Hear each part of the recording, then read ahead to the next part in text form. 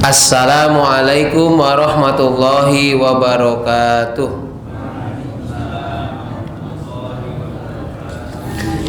Marilah kita awali kajian malam Rabu Pasolatan malam hari ini terlebih dahulu dengan bersama-sama membaca syahadat, ikrar dan doa mau belajar.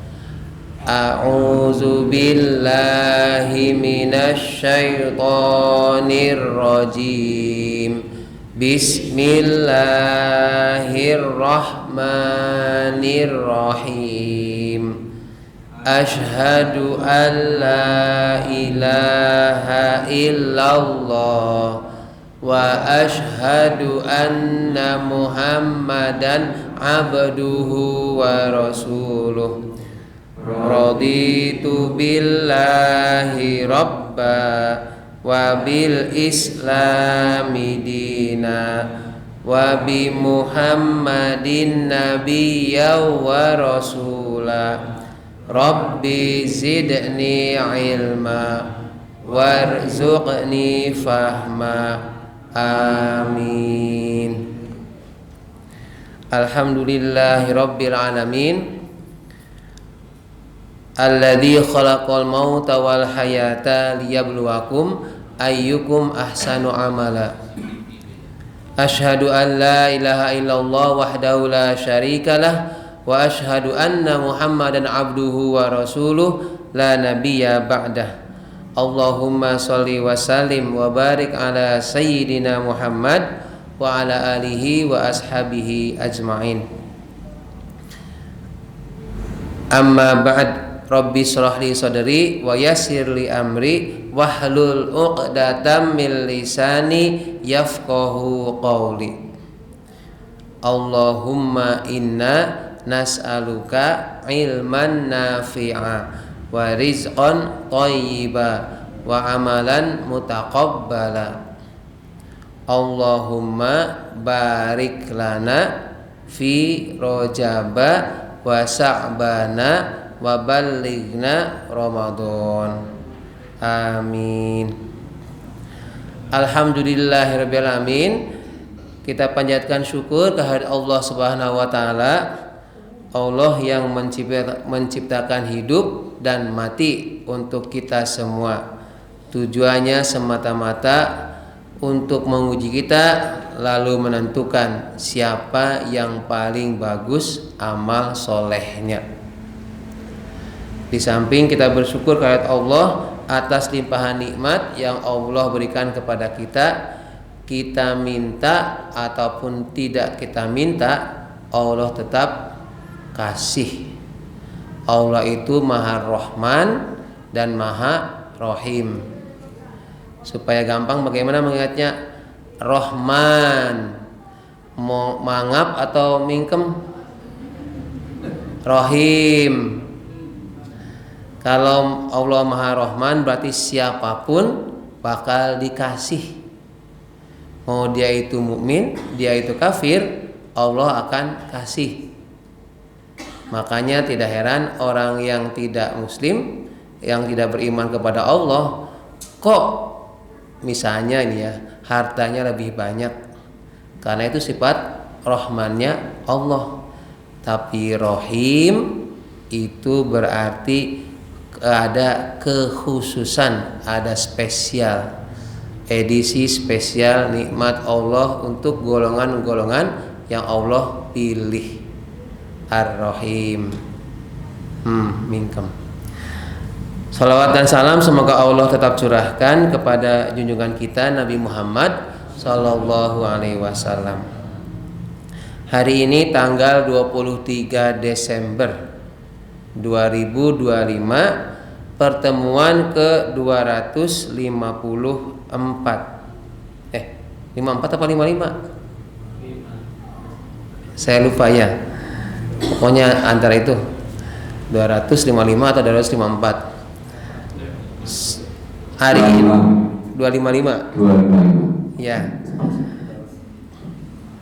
Jadi malam hari ini yang diambil temanya sederhana, yang sudah kita amalkan tetapi dikaji ulang untuk memotivasi, siapa tahu semangatnya kendor menjadi kencang lagi. Yang sudah tahu mengamalkan, alhamdulillah, tinggal dijaga istiqomahnya. Istiqomah itu berat, yang dengan apa? Istirahat ya. Kalau imam mau sholat, sawu sufufakum, rapatkan barisan kalian. Kalau pas pengajian, mubalik tidak menyuruh rapatkan mata. Ada yang merapatkan mata? Nah, bagaimana kemarin? Kalau ngantuk pas pengajian itu wajar. Kalau sepanjang pengajian kok ngantuk malah tidur, itu namanya kurang tidur. Oke. Judulnya hari ini yaitu keutamaan sholat subuh. Keutamaan sholat subuh. Dalam beberapa pertemuan yang lalu pernah diuraikan mengenai nama-nama lain dari sholat subuh, kemudian sejarahnya mengenai sholat subuh. Tetapi malam hari ini kita langsung ke manfaat atau keutamaan dari sholat subuh, supaya kita semua semakin yakin dengan sholat subuh lalu mengamalkannya. Orang itu kadang menganggap sholat subuh itu sepele, ya seperti sholat lainnya, sholat zuhur, sholat asar, maghrib, isya. Padahal begitu jenengan bisa sholat subuh di awal hari, itu tandanya Allah masih beri kesempatan, Allah masih beri nikmat. Maka awalilah aktivitas harian kita dalam satu hari tersebut dengan zikrullah, yakni dengan melakukan sholat subuh. Kalau pagi hari kok sholat subuhnya bagus, insya Allah seharian ada dalam jaminan Allah. Sebaliknya, apabila sholat subuhnya kok tidak bagus, artinya masih ingat gak kemarin sholat subha? Halo? Sholat subha itu sholat subuh yang dilakukan pada waktu duha. Kalau ada yang melakukan sholat subuh tetapi pada waktu duha, iya dia bagus, tapi bisa jadi ada kelemahan, ada kekurangan. Setidaknya dia kurang bersyukur atas nikmat Allah. Bela-belain tidur nyenyak demi kesehatan tubuh, saya harus istirahat yang cukup. Umuran kita itu usia 40 ke atas, bukan lagi 8 jam. Nek 8 jam berarti itu seperti anak-anak. Dan saya yakin kondisi fisik tubuh jenengan, kita semua yang usianya 40, kecuali Mas Irfan ya, itu akan merasa kesel nek tidurnya kelamaan, pusing malah. Jadi 5 jam itu sudah alhamdulillah, 4 jam atau 3 jam. Jadi kalau tidur malam kok sampai dari jam 9 tekan jam 6, wah itu namanya bayi tua. Ya ini apa? Sudah usia sepuh, orang bukan lagi 14 malah 41 ya. Masih tidurnya seperti ukuran anak balita. Padahal kita itu di atas 40 tahun ya. Mas Tony berapa tahun? Oh masih kurang ternyata ya. Ada temannya Mas Irfan, tenang ya. 35, seperti yang bapak-bapak kan kebalikannya ya. Oh malah ada yang 70, 2 kali lipat berarti ya. Oke. Di sholat subuh itu bukan sekedar rutinitas, tetapi menjadi kehormatan, kemuliaan umat. Sholat subuh itu menjadi apa? Menjadi kehormatan, menjadi kemuliaan suatu umat.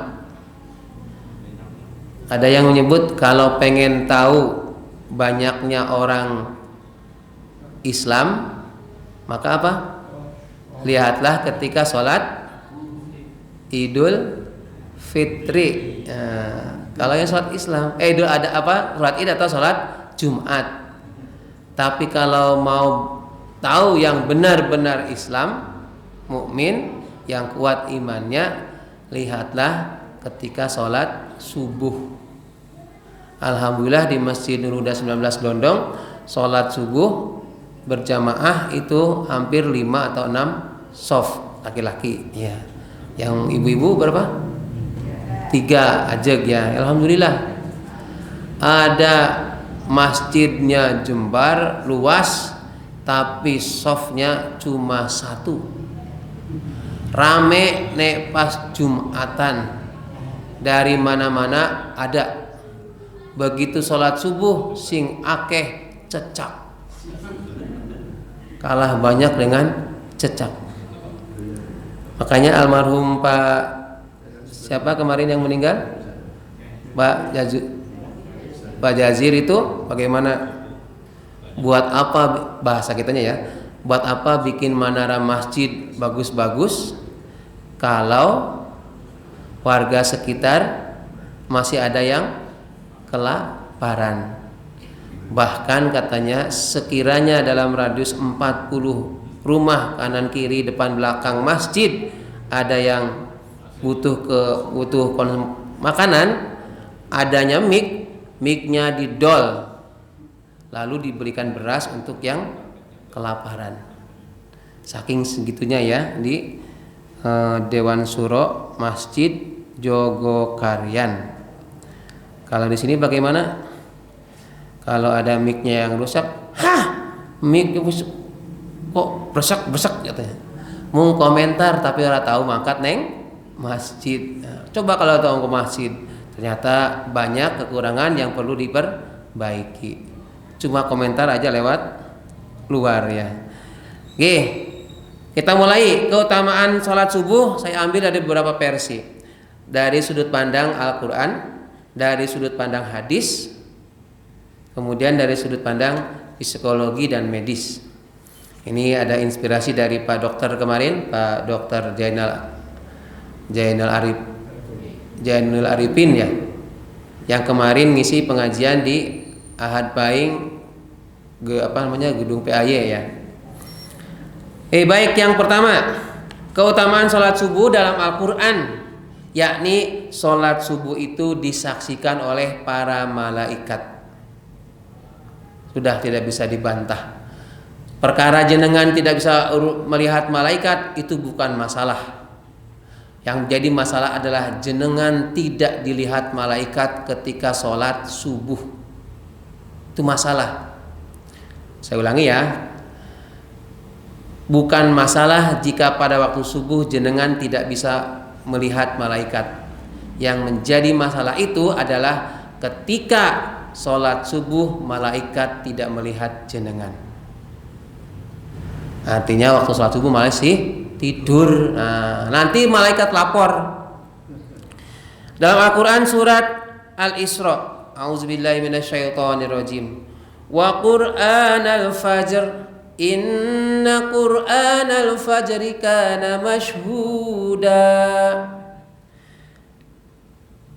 Dan wa Qur'anal fajr ini artinya bacaan fajar. Pada waktu fajar dimaknai dengan sholat subuh, karena sesungguhnya sholat subuh itu disaksikan yakni oleh para malaikat. Wa Qur'anal fajr itu sebutan untuk sholat subuh. Meskipun dalam segi harfiahnya Quran itu bacaan Al-Quran, Al-Fajri berarti pada waktu fajar, tetapi ini dimaknai dengan sholat subuh. Dalam Quran surat Al-Isra ayat 78 ini disebutkan bahwa sholat subuh itu disaksikan oleh para malaikat. Karena kita itu disaksikan oleh para malaikat, dan nanti malaikat akan melaporkan bagaimana sholat kita kepada Allah, maka jadikanlah sholat subuh itu dengan kualitas yang terbaik. Ojo asal-asalan alias waton. Sing penting mangkat ning masjid, kelambi turu dinggo sholat, mambu keringet.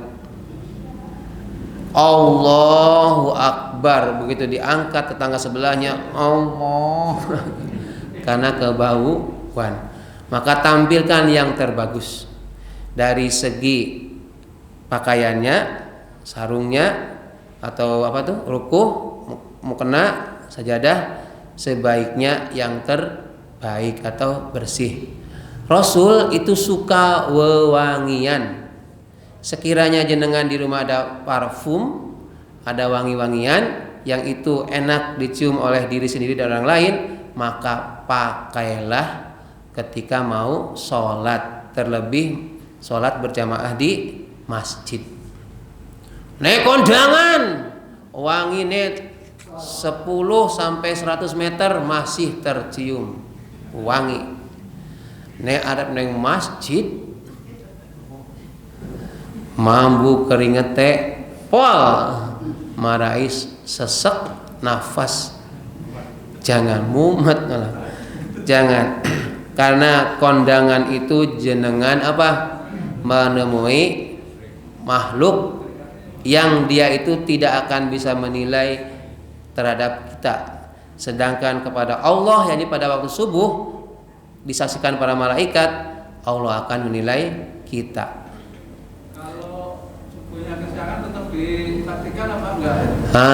Di sini sebutkannya adalah Quran al-Fajr, pada waktu fajar, yakni pada waktu subuh. Apakah disaksikan malaikat? Ya disaksikan setidaknya oleh Raqib dan Atid. Nanti kan dalam hadis dulu pernah sampaikan ada 2 malaikat sip-sipan, malaikat subuh dan malaikat asar, atau malaikat malam dan malaikat siang. Malaikat ini dengan bahasa saya ya, supaya Bapak Ibu bisa mengimajinasikannya. Kalau malaikat subuh, malaikat siang, dia bertugas mulai waktu subuh tiba sampai asar. Sedangkan malaikat malam mulai asar sampai subuh. Sip-sipannya, interval waktu untuk mengawasi umat termasuk kita. 2 malaikat ini bergantian pada waktu subuh dan pada waktu asar. Malaikat begitu waktu subuh, malaikat malam mau pamitan, malaikat siang datang. Lalu 2 malaikat ini tanya oleh Allah, meskipun sebenarnya Allah tahu apa yang dilakukan oleh si fulan. Wahai malaikat, ini yang merapat matanya jadi terbuka. Mohon maaf ini ya, apa tadi jadi lupa tuh. Apa yang kamu ketahui tentang si fulan manakala kamu datangi? Laporkan. Siap, lapor. Si fulan itu ketika aku datang, dia sedang sholat asar. Ketika aku tinggalkan, dia sedang sholat subuh. Sopo gue? Itu jamaahnya Masjid Nurul Huda 19. Catat. Alhamdulillah. Itu Wayanto juga. Ada lagi malaikat laporan. Bagaimana si fulan? Si fulan itu ketika aku datang dia masih ngorok, masih tidur karena waktu subuh. Kemudian ketika aku tinggalkan waktu sholat asar, dia belum sholat asar, masih sibuk dengan urusan dunianya. Sopo kae? Ya coba BCL. Gak mau ya. Ya ada orangnya. Maka 2 malaikat ini akan laporan apa adanya kepada Allah pada waktu subuh dan waktu asar. Dengan demikian hati-hati dengan sholat subuh. Ojo mung asal-asalan. Ya, usahakan berjamaah, usahakan ke masjid, datang lebih awal. Jadi kalau sholat subuh itu dicatat disaksikan oleh malaikat, bukan berarti bahwa sholat selain subuh tidak dicatat atau tidak disaksikan oleh malaikat. Bukan begitu maknanya. Maknanya adalah untuk sholat subuh ada keistimewaan, ada kekhususan. Itu ada penekanan bahwa sholat subuh itu lebih jos, lebih mantap dibandingkan sholat fardu lainnya. Subuh ditonton, disaksikan langsung oleh para malaikat, terutama malaikat siang dan malam. Kalau selain subuh, setidaknya akan dilaporkan oleh malaikat Raqib dan Atid, ya, dicatat. Kalau amal kita itu dipresentasikan, maka subuh itu seperti sidang paripurna. Kita itu usahakan pas sidang paripurna lengkap semuanya hadir, tidak absen. Artinya jangan sampai dalam 1 bulan laporan sholat subuh si fulan, dalam 1 bulan ternyata ada bolongnya, dia nggak sholat subuh. Kecuali ibu-ibu ya, kalau merah kan itu syar'i ya. Kalau bapak-bapak ini, si fulan nggak sholat subuh gara-gara apa? Bar nonton wayang, repot. Habis nonton bal-balan, bis bal-balan timnya kalah, sedih. Orang sholat subuh di kancan-kancane ngembuli, sudah rugi ya. Jadi itu yang pertama, keutamaan sholat subuh disaksikan oleh para malaikat. Sumbernya surat Al-Isra ayat 78. Lalu sholat subuh itu menjadi salah satu ciri orang yang beriman, yang ditandai dengan al-mustaghfirin, yakni orang yang suka memohon ampun kepada Allah. Wal mustaghfirina bil ashar, mereka yang beristighfar di waktu sahur, yakni Quran surat Ali Imran ayat 17. Ini sebenarnya di atasnya ada uraian-uraian mengenai kriteria orang yang beriman. Orang yang beriman itu sebelum azan subuh sudah bangun, belum disuruh sudah datang, belum dipanggil Pak Jumar atau Pak Triyono, Allahu Akbar, dia sudah datang. Itu orang yang beriman. Mudah-mudahan saya juga bisa gitu terus ya, konsisten, istiqomah. Ini ada aja yang kalau sholat subuh. Tetapi kalau berdasarkan pengalaman, kalau kita punya tekad, saya mau sholat subuh berjamaah di awal, mau qobliyahnya di masjid, Allah itu bangunkan kita. Ono ya mesti alasannya apa? Pokoknya ngelilir. Cuma berikutnya jenengan bersaing antara malaikat dengan setan. Kata malaikat, ayo jarene arep sholat subuh neng masjid awal waktu. Ayo, jangan sampai Pak Triyono, Pak Jumar adzan kamu belum ke masjid. Kata setan, enak-enak tidur kok malah metu. Mending tarik selimut, turu meneh, lanjutkan. Kata setan. Ayo setan karo malaikat saling menggoda, saling membujuk. Akhirnya kalau jenengan kok sampai datang ke masjid, alhamdulillah. Yang sedih siapa? Setan. Setan mungkin laporan kepada juraganya. Setan, misalnya ya. Ngopo kayak si fulan kok sampai ke masjid? Ngapunten juragan, karena dia itu suka sebelum tidur baca doa. Begitu bangun langsung baca zikrullah, lalu dia ambil air wudhu, lalu sholat sunnah. Maka aku nggak bisa lagi ngikat sebagai ikatan setan. Makanya dia berhasil lolos, bisa ke masjid, meskipun kadang jalan kaki, pakai motor, atau pakai apa lagi? Jalan kaki, motor, sepeda. Ada yang diantar pakai mobil? Ada ya. Beberapa kali itu saya lihat ada yang parkir mobil, artinya jamaah di sini. Oh iya, kalau pas hujan. Ya. Jadi wal mustaghfirina bil ashar, orang-orang yang beristighfar di waktu sahur, yakni di waktu subuh, termasuknya ciri orang yang beriman. Itu keutamaan sholat subuh dalam Al-Quran. Lalu bagaimana keutamaan sholat subuh menurut hadis-hadis? Dulu pernah sampaikan, tapi ini mengingatkan kembali.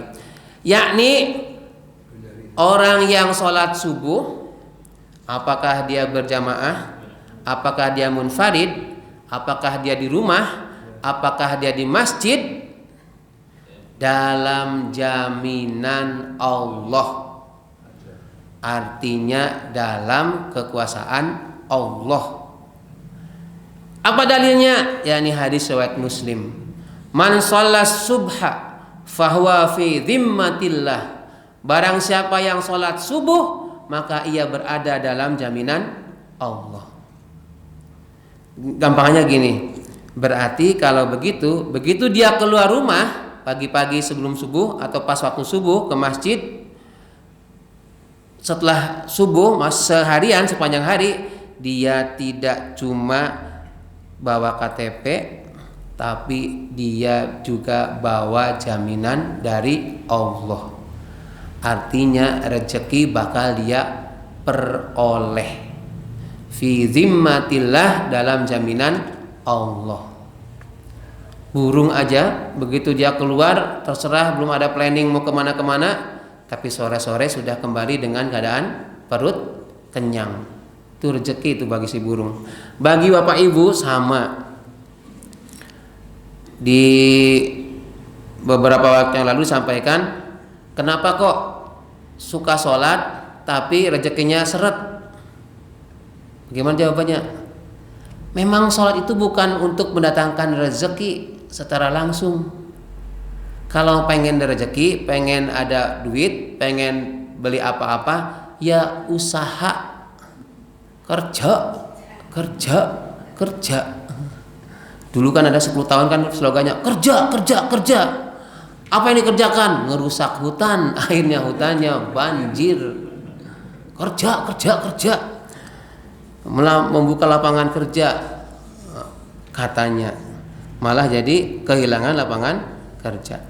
Jadi begitu jenengan keluar dari rumah, sholat subuh nih, jenengan dijamin oleh Allah. Siapa tahu yang tadinya mau celaka, ora sido, iki si fulan tadi sholat subuh berjamaah di Masjidul Huda 19 Glondong. Oleh Allah diapain? Diselamatkan.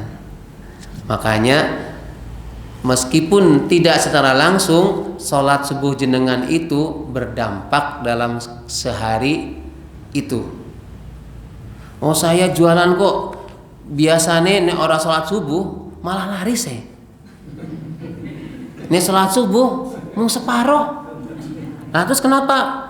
Lah akhirnya aku ratau sholat subuh, ben laris. Ya bukan begitu. Larisnya dagangan atau jualan jenengan itu hanya sesaat. Jenengan setidaknya bukan menumpuk uang. Iya, uang ditumpuk, tapi jenengan menumpuk bahan bakar neraka. Nauzubillahi min zalik. Jadi nggak apa-apa, wong dapat 100.000, dapat 50.000 kan tetap cukup. Jualan atau ikhtiar, dapat 1 juta, jenengan ora tahu dapat 1 juta, stres. Malah duitnya habis buat periksa. Karena ratau nyekel duit. Atau dengan sholat ada hubungannya. Kalau orang yang suka sholat rezekinya seret, itu bukan masalah sholatnya, tapi jenengannya yang belum berikhtiar maksimal. Kok masih juga begitu? Ingat, kita itu selalu diuji oleh Allah. Itu ujian. Iki nek diuji, dia sholat, tak uji rezekinya seret, kepiye? Isis gelem sholat apa ora? Nek ora berarti gagal. Nek berlanjut, wah iki layak diangkat derajatnya oleh Allah. Hadirinullah, kemudian keutamaan sholat subuh yang kedua menurut hadis, yakni meskipun ini secara khusus ini ya, untuk sholat subuh berjamaah, yaitu sholat subuh berjamaah mendapatkan pahala sholatnya seseorang setengah malam. Setengah malam berarti separuh malam. Kalau malamnya dihitung dari maghrib sampai subuh, berarti kan lama banget itu. Apa ada orang yang kuasa untuk sholat sepanjang malam? Taraweh versi cepet aja masih ngedumel kok. Bacaannya sedikit panjang aja. Paut. Piye toh sholat taraweh 11 rakaat tapi koyo 22 rakaat. Jadi jangankan mau sepanjang malam, sholat taraweh versi ad-duha al-lail aja dikomentari. Ya, opemane Arab bar isya tekan subuh sholat terus menerus. Maka kalau nggak bisa sholat terus-terusan dari bar isya tekan subuh, sholat terus gampang. Solusinya adalah sholatlah subuh berjamaah. Man shallal isya fi jama'ah faka'annama qama nisfal lail. Wa man shalla subha fi jama'ah faka'annama qama al-laila kullah. Barang siapa sholat isya berjamaah, maka seakan-akan ia sholat setengah malam. Dan barang siapa sholat subuh berjamaah, maka seakan-akan ia sholat sepanjang malam. Syaratnya berlaku isya karo subuhnya berjamaah. Nek separuh piye? Ya separuh. Mung isya tok ya udah separuh malam. Nek subuh tok ya separuh. Kalau pengen utuh sepanjang malam, isya yo berjamaah, subuh pun berjamaah. Kan ada orang yang pinter. Yang penting kan berjamaah kan? Iya. Kalau gitu aku nek isya neng masjid berjamaah, nek subuh karo bojoku. Piye? Ora apa-apa. Kan berjamaah. Di sini hadisnya tidak disebutkan fi jamaatin fil masjid, tidak. Tapi syaratnya berjamaah. Disebut berjamaah berarti minimal 2 orang. 1 imam, 1 makmum. Ada di suatu tempat sing adan kuwi, sing qomat kuwi, sing imam kuwi, sing makmum. Kenapa? Cuman 1 orang. Ya, alhamdulillah di sini tidak ya. Di sini makmum jamaahnya ada, disebut jamaah itu ada karena ada imam, ada makmum. Disebut imam itu kalau ada makmum, disebut makmum kalau ada imam. Nek sendirian namanya munfarid ya, bukan berjamaah. Jadi kalau mau sholatnya diberi pahala full sepanjang malam, sholatlah sholat isya dan subuhnya berjamaah. Pengen nggak? Pengen. Ini istiqomah kan? Ini kan wajah-wajah ahli sholat isya dan subuh ini ya. Siapa ini yang jarang sholat subuh? Sholat isya dan subuh. Ibu saya nggak kelihatan, tenang aja. Mas Irfan, sholat isya di sini, sholat subuhnya gimana Mas Irfan? Mas Irfan jadi imam di musola ya? Apa gantian nggak? Belum mulai lagi Mas. Oh belum mulai, insya Allah ya dimulai lagi. Mungkin perlu ada apa tuh? Seperti Pak Jumar ya di musola ya. Ada apa namanya? Sebelum subuh ya. Sekarang bagaimana dari segi kesehatan? Karena ini manfaat kesehatan sholat subuh, yang ngomong bukan ahli kesehatan, jenengan boleh tidak percaya. Karena saya hanya sekedar mengutip, menyampaikan dari orang-orang yang mengalami atau yang paham ilmu mengenai kesehatan. Sholat subuh dikaitkan dengan kesehatan. Islam itu tidak hanya ibadah dalam bentuk sholat, puasa, zakat saja, tetapi juga mengajarkan supaya hidup sehat dan selamat. Sehat nih orang selamat piye? Awake jos, seterek, dadane bidang. Ini saya kan badannya perutnya offset. Bagus sehat. Tapi orang selamat ya. Karena apa? Karena nggak mau sholat. Kan berarti dia nggak selamat. Maka Islam itu seimbang. Ibadah iya, tetapi kesehatan dan keselamatan pun iya. Ada pola makan yang diatur, ada pola tidur yang diatur. Seusia kita, menurut dokter kemarin hari Ahad, nek iso ya. Pak Tatom ada nggak di sini? Pak Tatom tuh nyatet kalau nggak salah ya. Pak Sutaji itu nyatet, kemudian di share di grup WA. Seusia kita itu kalau bisa ya, setelah jam 8 malam itu nggak usah makan sing abot. Usia 4 kepala 4 ke atas.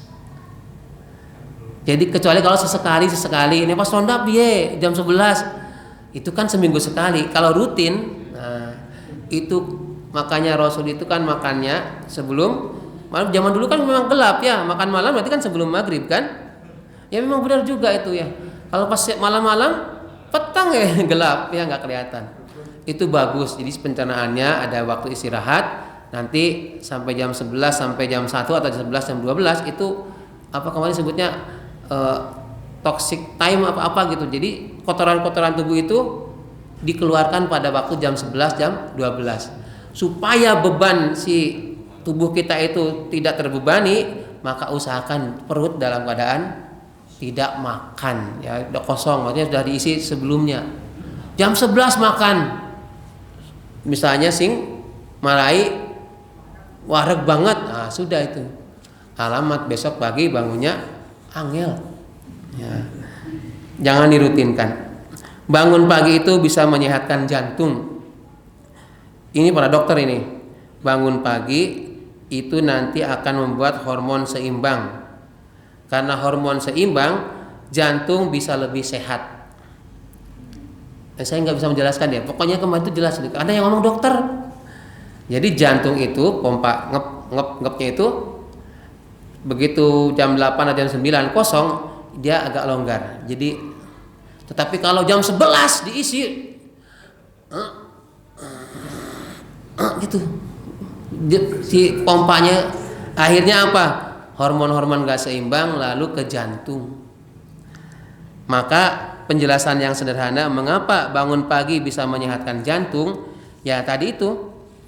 Ini para dokter kemarin yang bilang, ini saya kutip dengan seingat saya ya, bahwa para dokter dan ahli kesehatan sepakat bangun pagi itu bukan sekedar kebiasaan orang yang rajin, tetapi menjadi kebutuhan tubuh agar tetap sehat.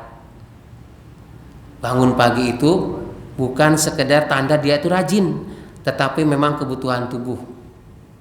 Kalau dalam hadis kan jangan tidur setelah subuh. Kemarin disampaikan secara medis. Iya.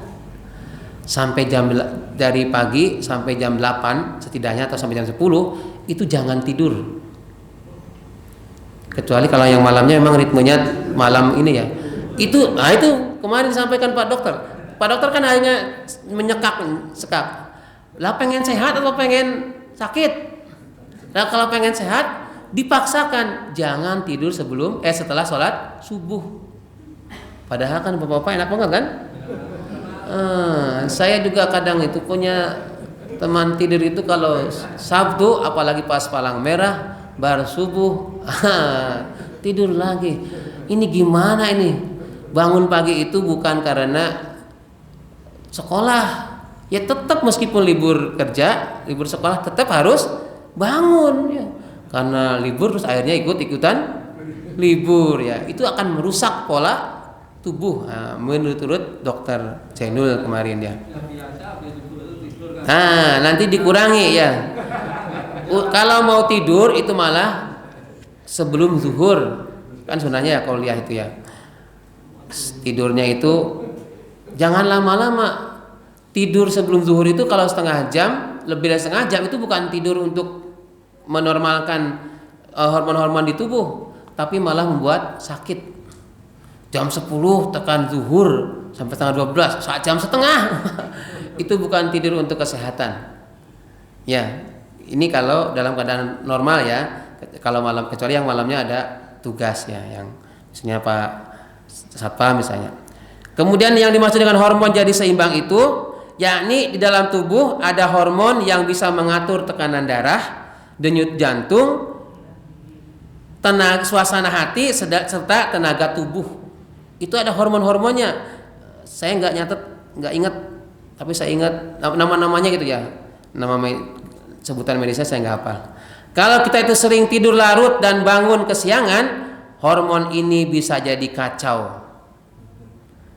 Kalau tidurnya sering larut malam dan bangunnya kesiangan, maka tekanan darah, denyut jantung jadi kacau.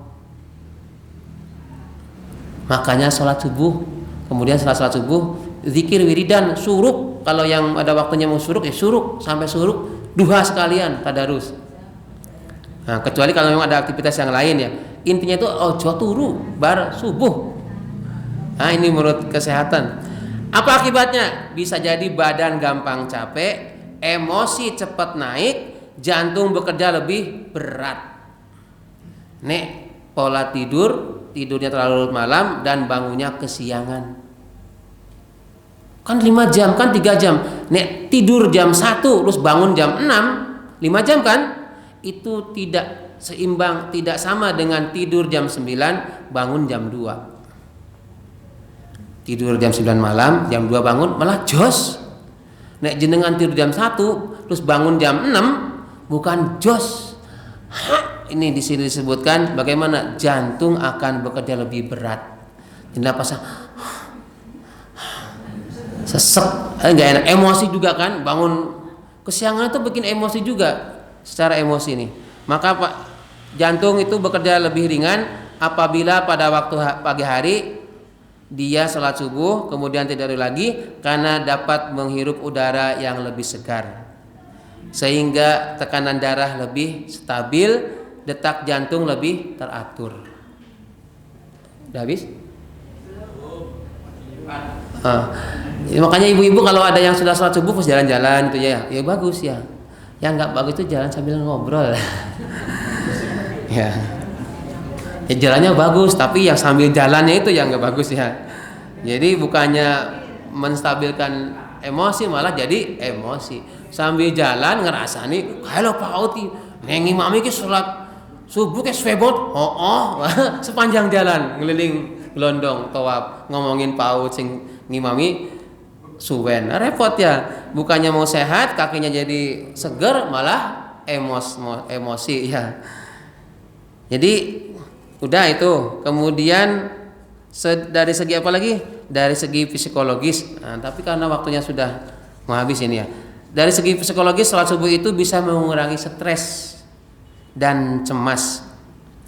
Orang yang memulai hari dengan Allah, yakni dengan sholat subuh, biasanya lebih tenang menghadapi dunia. Apalagi kalau dia sholat qobliyah subuh 2 rakaat. Bagaimana pahalanya? Rakaat al-fajri khairum min nad-dunya wa ma fiha. 2 rakaat sebelum subuh itu salat sunnah fajar lebih baik daripada dunia dan seisinya. Dunia itu ada apa? Ada mobil, ada motor, ada wanita cantik, ada mas-mas ganteng. Banyak banget kan? Itu ternyata belum seberapa dibandingkan dengan sholat sunnah qobliyah subuh. Maka dia tenang-tenang aja. Kayak lo tanggamu ikut wipi. Wipi tahu wipi ya? Kamu enggak, tenang. Azan kurang 1 menit. Karena saya sholat subuh saya tenang, enggak pasang wipi juga enggak apa-apa ya. Jadi malah menghemat jari, tidak senam terus opak-opak di HP. Dah cukup nggih, karena 1 menit lagi silahkan bertanya. Tapi saya nggak bawa pulpennya, ketinggalan. Nanti saya ingat-ingat. Ada yang mau bertanya untuk minggu depan? Lupa. Insya Allah minggu depan saya libur. Senang mesti ya. Saya mudik Bapak Ibu, insya Allah malam Kamis mudik, kemudian kesini laginya malam Jumat. Di seminggu ya, seminggu berikutnya. Tahun baru terus saya kesini insya Allah. Monggo Bu.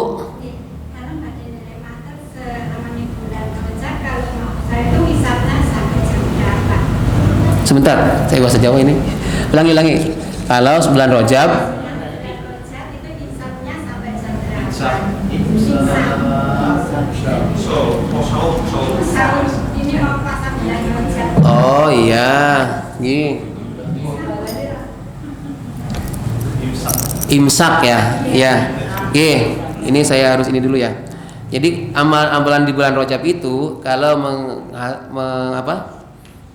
menyesuaikan dari hadis itu sebenarnya tidak ada khusus puasa Rajab, tidak ada ya. Tapi ada beberapa ulama yang mengamalkan itu silahkan. Yang ada itu puasa Senin dan Kamis dan puasa tengah bulan atau Yaumul Bid. Lalu bagaimana untuk puasanya? Saya mau puasa Rajab, ya puasa aja. Kalau mau gantian ya seperti Nabi Daud, Senin puasa, Selasa enggak, Rebo puasa, atau Senin dan Kamis. Karena Nabi itu tidak, setahu saya, tidak mencontohkan puasa Rajab. Yang mengamalkan puasa Rajab 1 Rajab, wingi tanggal 1-nya hari kan 2 poso. Puasa apa? Puasa Rajab. Oh ya sudah, mereka meyakini itu silahkan. Tetapi yang saya pahami itu tidak. Nabi tidak melakukan. Kalau mau silahkan saja puasa, diniatkan saya puasanya seperti Nabi Daud, selang-seling. Atau saya puasa Senin dan Kamis karena mengikuti Rasul Sallallahu Alaihi Wasallam. Atau saya puasa tanggal 13, 14, 15 Komariahnya. Bagaimana kalau imsaknya? Sama imsaknya seperti sebelum, pokoknya begitu adzan stop. Ya. Jadi tidak ada keistimewaan khusus, imsaknya khusus kalau Rajab beda dengan Ramadan. Sama kalau imsak itu, waktu imsak di Indonesia itu kan 10 menit. Sebenarnya imsak yang asli menahan itu yakni tidak lagi makan dan minum. Itu setelah manjing adzannya, adzan subuh. Ingetan matur nuwun. Jadi besok hari Selasa minggu depan kita libur. Kayak anak sekolahan ya. Kalau misalkan mau diisi Pak Dawam atau yang lain silahkan. Mari kita akhiri dengan bersama-sama baca doa kafaratul majlis. A'udzubillahi minasyaitonirrajim. Bismillahirrahmanirrahim. Subhanakallahumma wa bihamdika asyhadu an la ilaha illa anta astaghfiruka wa atubu ilaik. Alhamdulillahi rabbil alamin. Assalamualaikum warahmatullahi wabarakatuh.